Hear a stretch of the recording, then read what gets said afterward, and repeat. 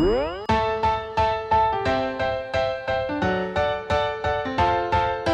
everyone, I'm Cappy and you're watching Beyond the Plate, but just a taste. If you'd like to hear this podcast episode in its entirety, you can do so on all major podcast platforms. As for me, I'm a chef by trade and hospitality professional.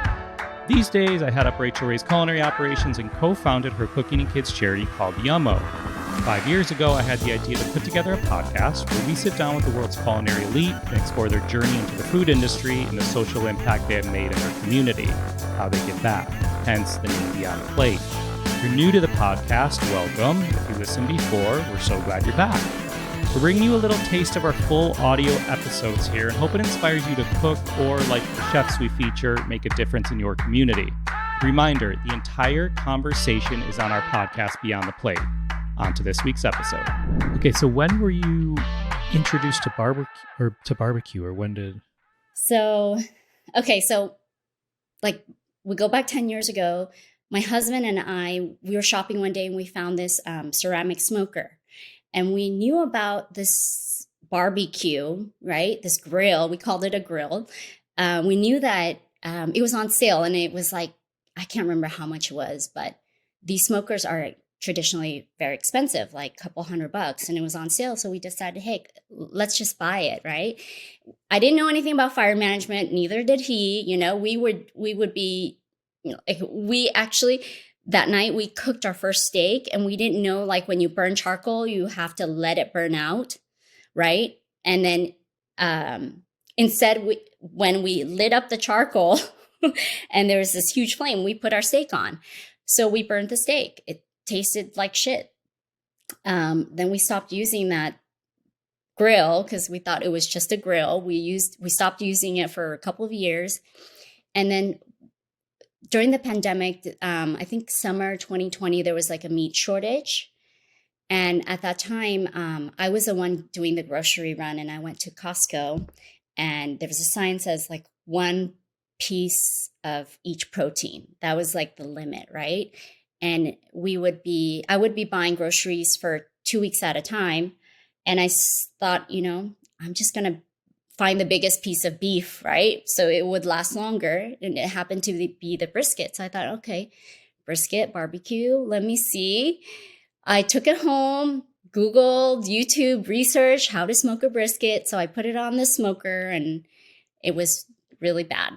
I burned it. It was crappy. Then I kept on going back out, searching for brisket, trying to hone down that skill. And honestly, at that time, I was in a very dark place, mentally, financially. You know, my kids were Zooming at home. They're driving us nuts. My husband was not working. We had no income. We had very little unemployment benefits. And so you had just shut down for concepts in the hotel. Yeah. Okay. Yeah. And I mean, I laid off almost 50 employees. That day when I laid everybody off, I had like $15,000 worth of food coming in. And we had to give that all away. We couldn't return it.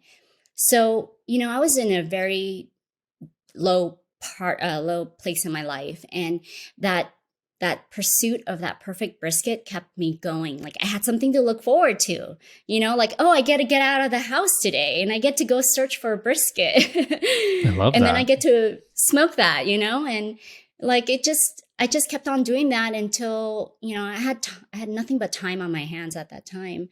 And one day my friend says, why don't you just post on Instagram or Facebook and why don't you sell it? There's this food group where you're selling like homemade food, right? And so I just posted and I couldn't believe that somebody actually ordered and Venmoed me right away. I was like, oh shit, like I wouldn't give a stranger money for a vague promise that, you know, you would deliver food like at the end of the week. Was it good? Like, did you know it was good at that point? I was like, oh yeah, it was good. But now I would tell you it's shit. Really? Well, how did you fuck up the first one? Was like the heat off and like, yes, just everything. So okay. I didn't understand, you know, heat, fire, whatever. The charcoal was below. I needed something. I needed a diffuser. I realized I needed a lava stone. So I went out and bought one. Then even then, it still didn't work out. I needed moisture. So I had a water pan over the lava stone. And that's when my briskets start coming out decent, right? Nowhere near where they are now, but we all start from somewhere. Absolutely. Wow, that's so wild. So so someone replies and wants to buy your brisket. They're like, oh, I'll take a pound. What's your Venmo? Oh, okay. I have to open a Venmo account. And then this person, and it's so funny. My very first customer, her name was Winnie too. No way. Yeah. How wild. And then she goes, where should I meet you? I'm like, okay, let's meet at the mall right here. And I would send her a map. And then when that day when I got there, I was like, oh shit, Lucille's barbecue's right here. Oh, that's funny. And it was totally unintentional. But, that was a time where I saw so much good in people. There's so much hardship and suffering and loss. And it was a very scary time for us. But then I realized the community, we can lean on our community and we will support one another.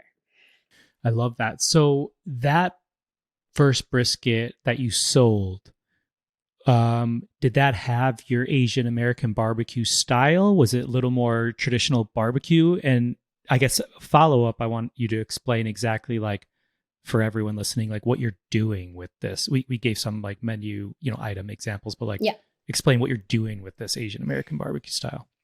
So when I started making brisket, I didn't know there was that Texas rub, the Dalmatian rub, the black pepper and the salt, and that was it. I didn't understand that concept, and I was like, let's put some cumin there.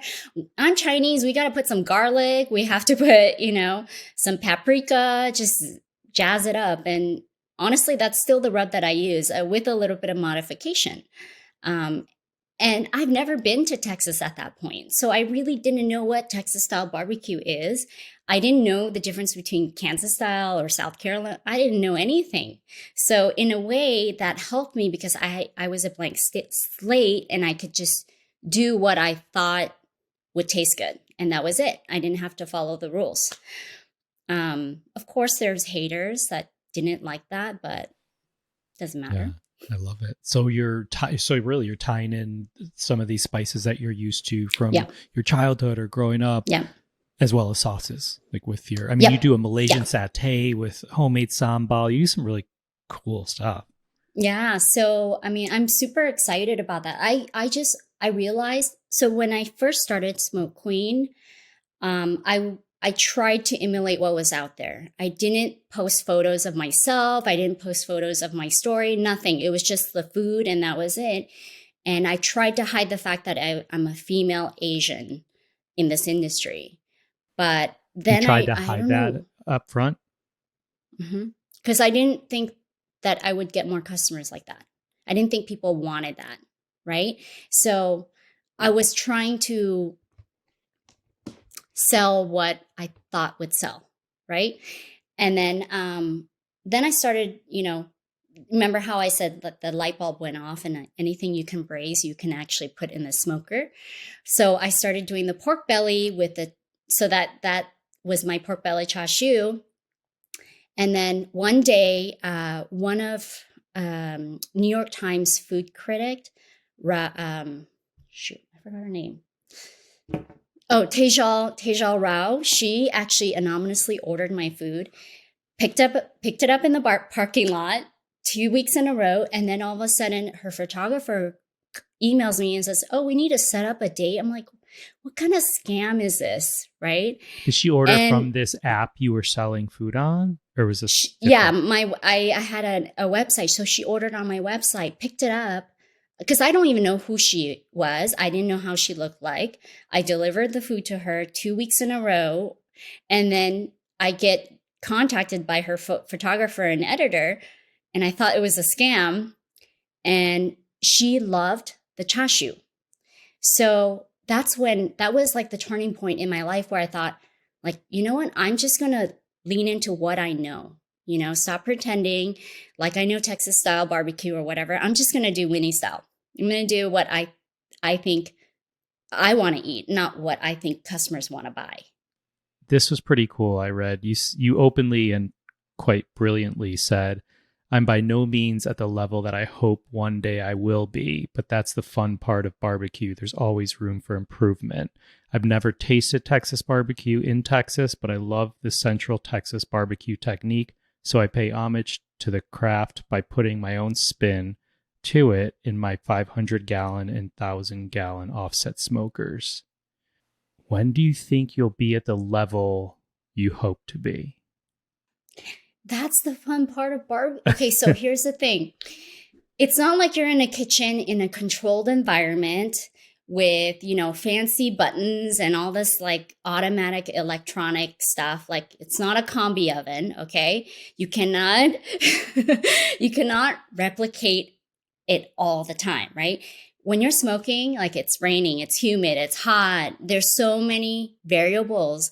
Even the wood that you use, whether it's seasoned or not, or what species of wood you're using, changes your product. And that's the fun part of it. Like, I think you can get to like being 95% consistent, being 95% of what you think it should be. You'll never get to that 100%. So it's always a journey and not the destination. Thanks for watching and listening to Beyond the Plate. I hope you enjoyed a little taste of this episode. If you'd like to hear this podcast episode in its entirety, you can do so on all major podcast platforms. I'm Cappy, and remember, there are never too many cooks in the kitchen.